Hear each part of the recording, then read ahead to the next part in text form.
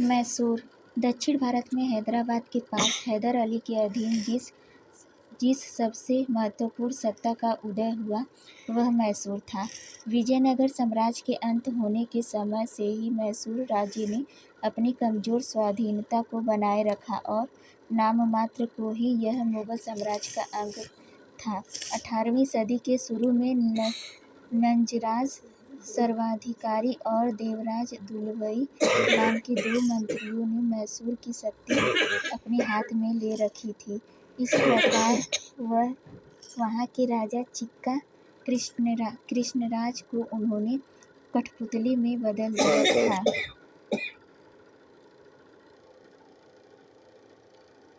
हैदर अली का जन्म 1721 में एक अत्यंत सामान्य परिवार में हुआ था। उसने अपना जीवन मैसूर की सेना में एकदम साधारण अधिकारी के रूप में शुरू किया था। वह शिक्षित तो नहीं था, लेकिन कुशाग्र बुद्धि और प्रतिभा का धनी था। वह अत्यंत परिश्रमी और लगनशील, साहसी और दृढ़ निश्चयी था। वह एक प्रतिभाशाली सेनानायक तथा चालाक राजनीतिज्ञ था। मैसूर राज्य 20 साल तक युद्ध में उलझा रहा। इस दौरान हैदर अली को जो भी मौका मिला उसने उसका लाभ उठाया और मैसूर की सेना में ऊंचे पद पर पहुंच गया। जल्दी ही उसने पश्चिमी सैनिक प्रशिक्षण के महत्व को पहचाना तथा जो सैनिक उसके अधीन थे उनको आधुनिक प्रशिक्षण दिलवाया। 1755 में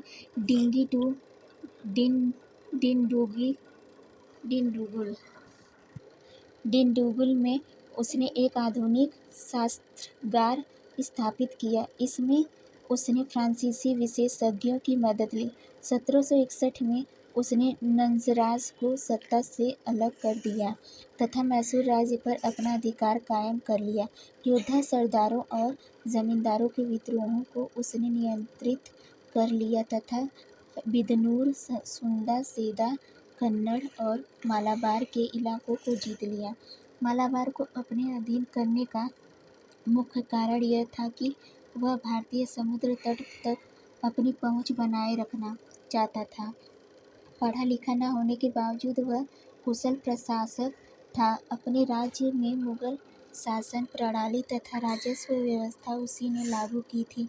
मैसूर जब कमजोर तथा विभाजित राज्य था तब उसने उस पर कब्जा किया और शीघ्र ही उसके कारण इस राज्य की गिनती प्रमुख भारतीय शक्तियों में की जाने लगी। वह धार्मिक सहिष्णुता की नीति पर चला। उसका पहला दीवान और अन्य अनेक अधिकारी हिंदू थे। अपनी सत्ता के लगभग आरंभ से ही वह मराठा सरदारों, निजाम और अंग्रेजों के साथ लड़ाई में लगा रहा। उसने 1869 में अंग्रेजी फौजों को बार बार हराया और मद्रास के पास तक पहुंच गया। वह 1782 में द्वितीय आंग्ल-मैसूर युद्ध के दौरान मर गया। उसके स्थान पर उसका बेटा टीपू गद्दी पर बैठा। आगे का टॉपिक हम कल पढ़ेंगे।